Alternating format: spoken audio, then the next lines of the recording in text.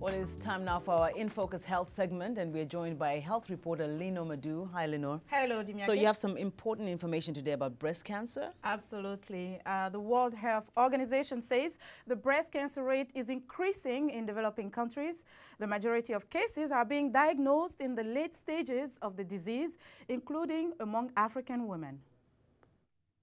Every year, millions of women lose their lives to various forms of cancer.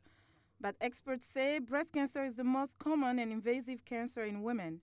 The cancer starts in the tissue of the breast and can become deadly when it spreads. Experts say the incidence of breast cancer is increasing in the developing world. Among African women, it is often fatal. Ifi Nwabuko is the founder of the African Women Cancer Awareness Association, AWCA, a non-profit organization that helps African women with prevention and care of breast cancer. Breast cancer currently is presenting very, very early among Africans.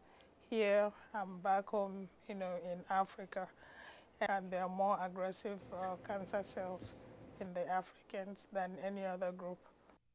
The World Health Organization says the increase in the incidence of breast cancer in developing countries is due to an increase of urbanization, adoption of the Western lifestyle, and an increase in life expectancy. Gladys Boteng in Ghana found out she had breast cancer over 10 years ago. It was like a death sentence to me at that time, but it's not a death sentence now as I know. Before, I didn't know of any survivor. All the people I know were dead. That is because they go late presentation. So I thought I was going to die. Breast cancer can be treated if detected early, but often women are diagnosed at a late stage. Experts say around 80% of cancer cases in Africa are not diagnosed until the disease is advanced. Dr. Clement Edusa serves in the Department of Radiotherapy at Korle-Bu Hospital in Accra, Ghana. He says some cancer patients lose precious time. Unfortunately here, the first place of call is either your pastor in church, who would send you to a prayer camp, work you off 2-3 weeks before they send you to the hospital, or most of the times the traditional healers, who also give herbal concoctions, which also most of the times don't work, so that person is delayed in the process of treatment. Another challenge for breast cancer patients in Africa is the cost of treatment. In Ghana, for example, radiotherapy treatment costs between $500 to $1,000. Chemotherapy, together with other additional treatment, can cost up to $30,000, a cost that is beyond reach for many people.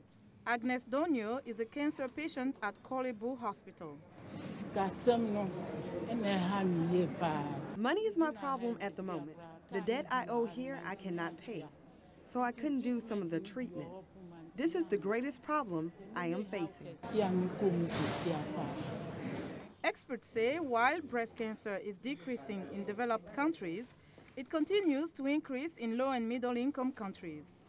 It is estimated that 75% of all those who get cancer in developing nations will die of it, compared with less than 50% mortality rate in high-income countries. Joining us now is Ma Diakite, a community navigator with Smith Center for Healing and the Arts. As such, Ms. Diakite raises awareness about breast cancer among African women in the Washington, D.C. area and helps women with breast cancer get medical care and support. Ms. Diakite, welcome to the program. Thank you for having me. Tell us what your work entails as a community navigator. Okay, as a community navigator, we empower women for the skill and tools necessary to maintain their health. Connect women to community resource that supports health and well-being. Educated and informed women on breast health, cancer prevention and wellness. We facilitate access to breast cancer screening and treatment. Now, among African women living here, tell us what you find in terms of the incidence of breast cancer. Okay, for the African women living in the United States is very difficult because, you know, about the cultural side. We African women, we don't have, you know, it's a taboo to touch your body. So, and we try to tell them it's okay, so you have to know your body and to do the screening, early screening. If we find out earlier, you can be treated and you can live. So this relates specifically to the self-breast exam? Yes. Okay. So how do women receive your message when you talk to them? Sometimes it's difficult, you know, they don't believe, you know, they have the culture, you know, is very powerful, you know, this breast cancer, but you have to tell them, you know, it's okay, anybody can have it. Anybody can have it, because for a long time it has been believed that breast cancer is a disease of the West. Do you think that they still have that belief, even though they live in the United States? Yeah, most of them believe is, you know, they say, oh, this is a white, you know, people illness. But we try to tell them, you know, white, yellow, black, and everybody get it. And especially for African women, it's very, very aggressive cancer we have. So we have to, you know, have an early screening to know, you know. So the most important message for you will be what?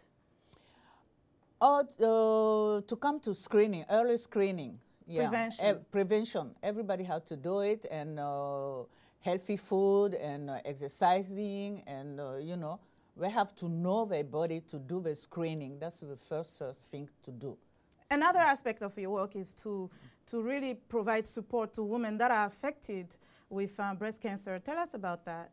Yeah, to support a woman with a breast cancer illness, we do, you know, all the financial, you know, transportation. They have a language barrier, and to go to the, you know, appointment to the doctor, the treatment, and everything, you know, emotionally, spiritual, and everything we do, you know, is like become like a family. They can call you anytime. You have to listen. You know, it's very emotionally. It's very, very tough. So you have to deal with, you know, the woman who deal with a breast cancer, and the family also, because the family have to have a great support for that person. What about in terms of access to treatment? Do you find it do you find that it's easy for them to have access to treatment, or is there some type of a barrier? Oh, it's easy, but the barrier is the language, and they don't know. Some of them are scared because they don't have insurance, they don't have a, you know, the legal statute, and we try to tell them it's okay. We don't need to know if you have your green card or you have insurance. Nothing. Just do your screening, and if unfortunately you have that cancer, we treat you. You have you know, all this resource to treat for, you know. So basically just take your preventive steps, and then if you are sick, you can get care. Get care, yeah. Thank you so much, Ms. Diakite, for joining us. You're welcome. And Ms. Diakite, we thank her for speaking with us today about breast cancer. Ma Diakite is a breast cancer community navigator here in Washington, D.C.